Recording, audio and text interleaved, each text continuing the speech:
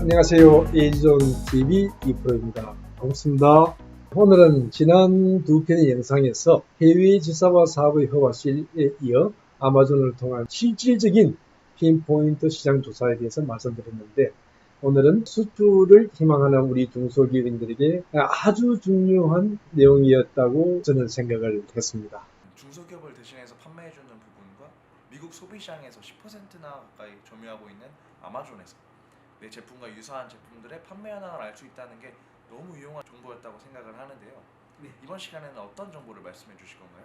네, 이번 시간에는 중소기업 수출 환경의 변화, 그리고 미국 바이어들의 요구사항 있는 니즈와 우리 중소기업들의 희망사항과의 차이, 이 차이로 인해 살펴보고, 이 차이를 해소할 수 있는 방법, 그리고 우리 중소기업들에 대한 수출 지원 방안에 대한 몇 가지 제안을 드려볼까 하는 생각을 하고 있습니다.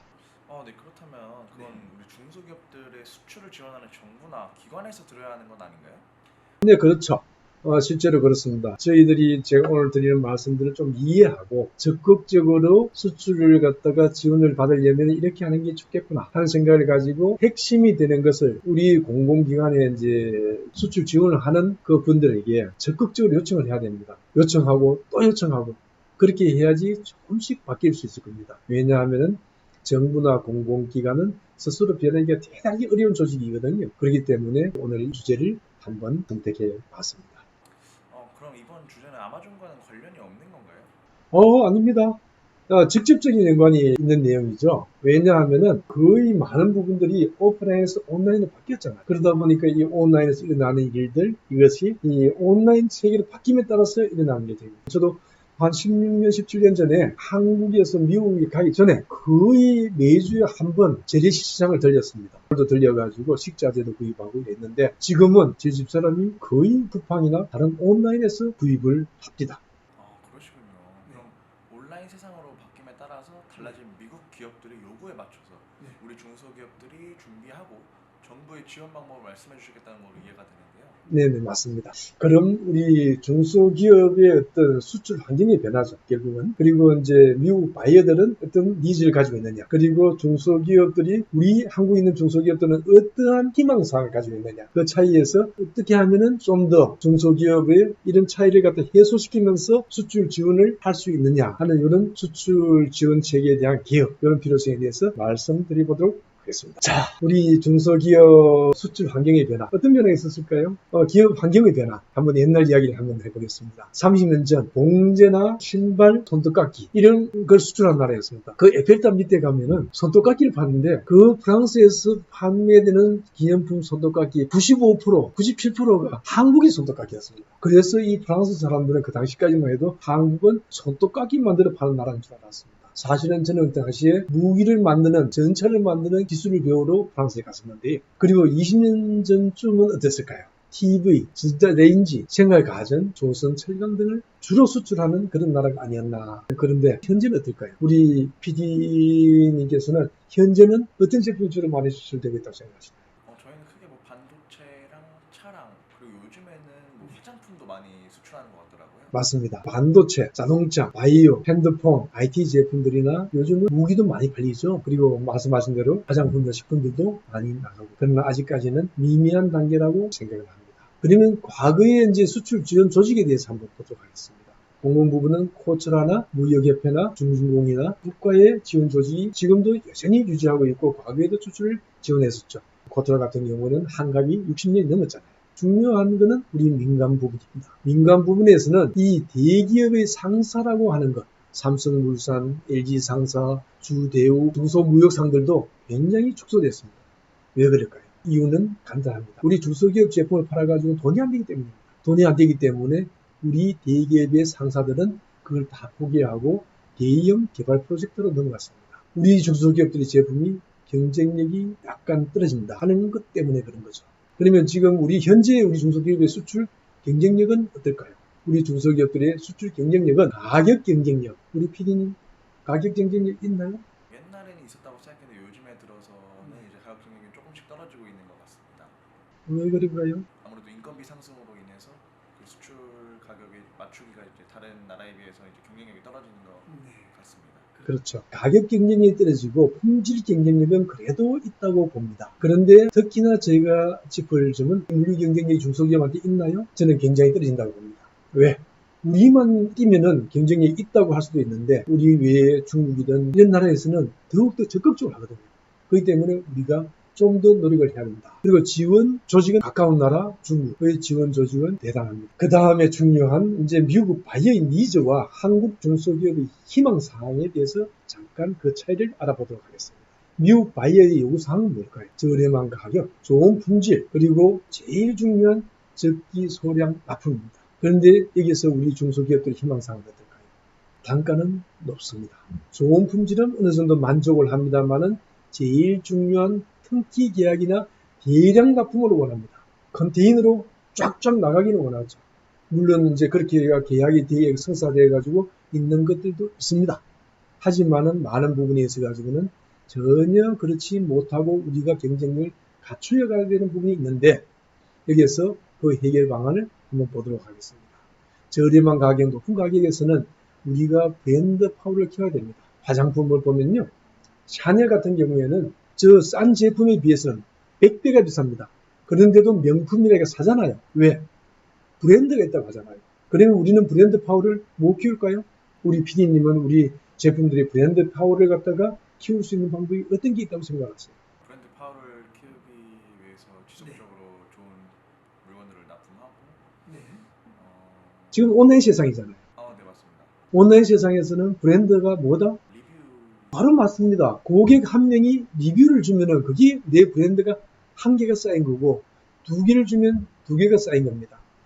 10,000명이 주면은 10,000개의 브랜드로서 실질적으로 내 제품을 산 사람이 적어도 10만 명, 100만 명이 된다는 겁니다. 그렇게 브랜드를 쌓아가면 되는데 그러한 수단을 찾아야죠. 그리고 좋은 품질은 우리가 만족을 어느 정도는 할 수 있기 때문에 좋은 품질은 넘어가고 지금 마지막에 있는 현지 물류 창고를 적극적으로 해야 된다는 겁니다. 물론 이렇게 말씀을 드리면 이 공공지원 조직에서는 우리도 하고 있어. 바우처 사업을 하고 있어.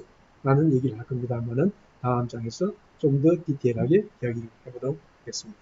그리고 이제 브랜드 파워는 조금 전에 우리가 이야기했듯이 아마존과 같은 온라인에서 판매를 하면서 리뷰를 하나하나 성장시켜 나가는 게 브랜드다. 그걸 갖다가 진짜 적극적으로 한다면은 브랜드 파워를 올리는 데는 아주 용이하게 할 수 있다. 그리고 월마트와 같은 대기업도 마지막 이야기했던 물류 창고를 이야기했듯이 제품 창고를 운영하지 않는다. 않으려고 한다 하는 겁니다. 그리고 우리가 잘 알고 있는 코스코에서도 그 물류 창고를 운영하지 않습니다. 이렇게 벌써 10년 전, 20년 전부터 이야기를 했습니다. 그럼에도 불구하고 우리는 그에 대한 대응이 없으면 중소기업을 지원하고 중소기업 제품을 적극적으로 판매하는 데는 한계가 있다 하는 생각이 듭니다.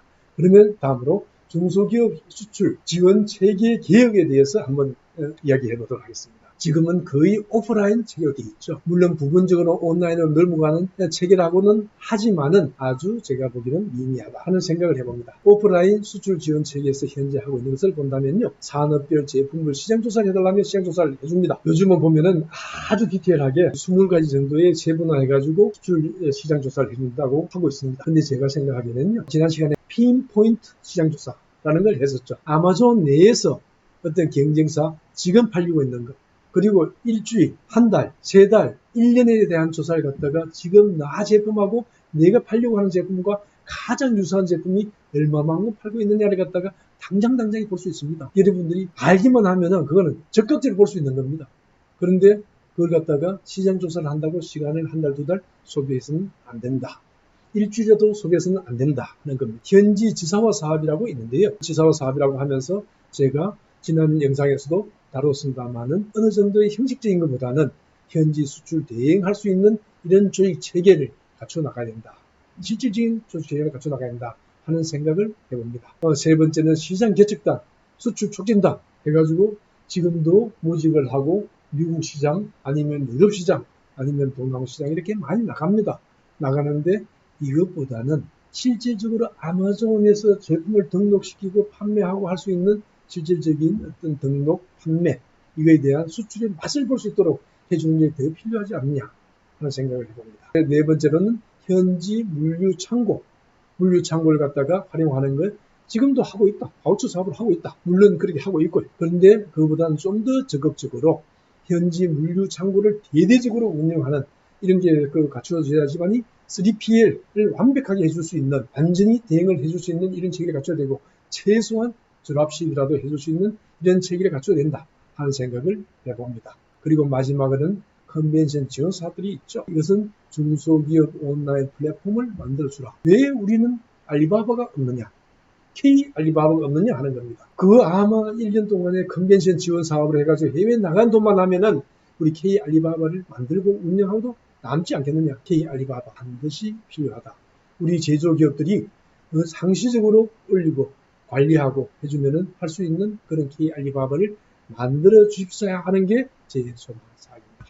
자, 그러면은 이제 이 커머스의 수출 지원 센터에 대해서 이제 이렇게 제가 나름대로는 하나의 조직도를 만들어 봤습니다. 사진, 동영상 제작팀, 온라인 플랫폼 등록 지원팀, SNS 마케팅 지원팀 등 기업 컨벤션 지원팀, 인증 물류 통관 지원팀, 그리고 전문가 양성팀으로 이렇게 해봤는데요. 사실은 영상 제작을 하면은 기업들이 한 명 한 명이 사진 찍는 거 하나도 힘들잖아요. 그리고 사진 동영상은 더 힘들고요. 그리고 브로셔를 만들어야죠.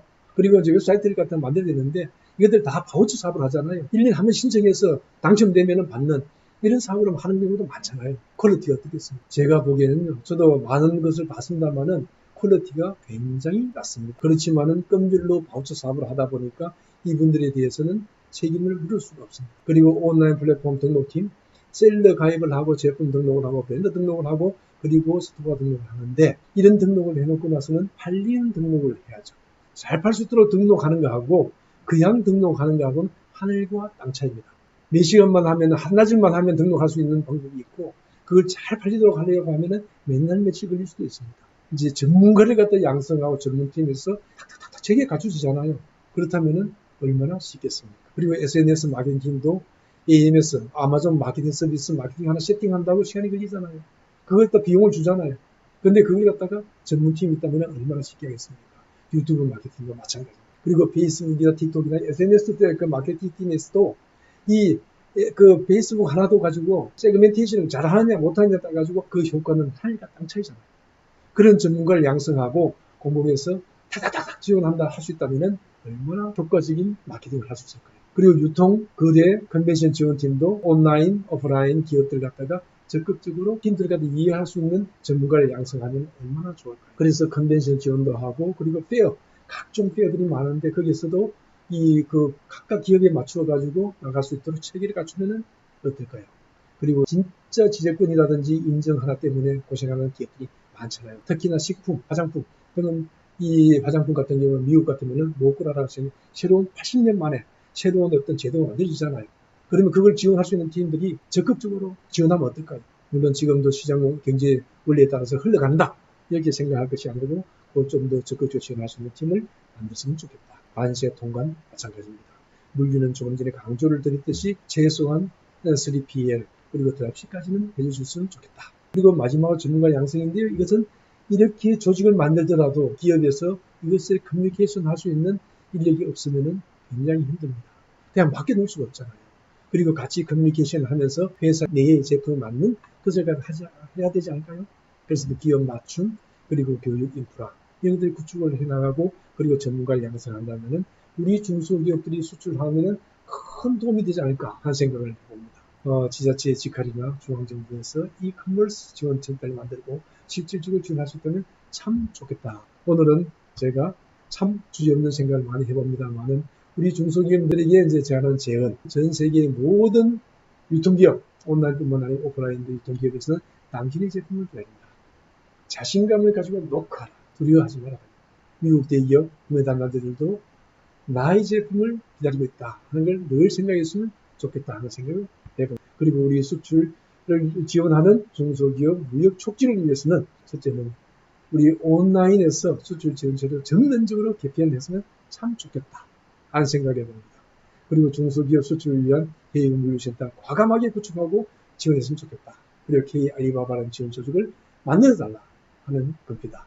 그리고 마지막으로 수출 지원을 위한 K 알리바바를 만들자. 물론 이 조직에서 수출 지원 조직하고는 조금 다릅니다만 K-알리바바가 만들어서 적극적으로 지원을 해봤으면 좋겠다 하는 생각을 해봤습니다. 오늘은 이프로님께서 우리 중소기업들은 물론하고 국가의 수출 지원 방식에도 큰 변화를 요청하는 제안을 해주셨는데요. 너무나 좋았던 것 같습니다.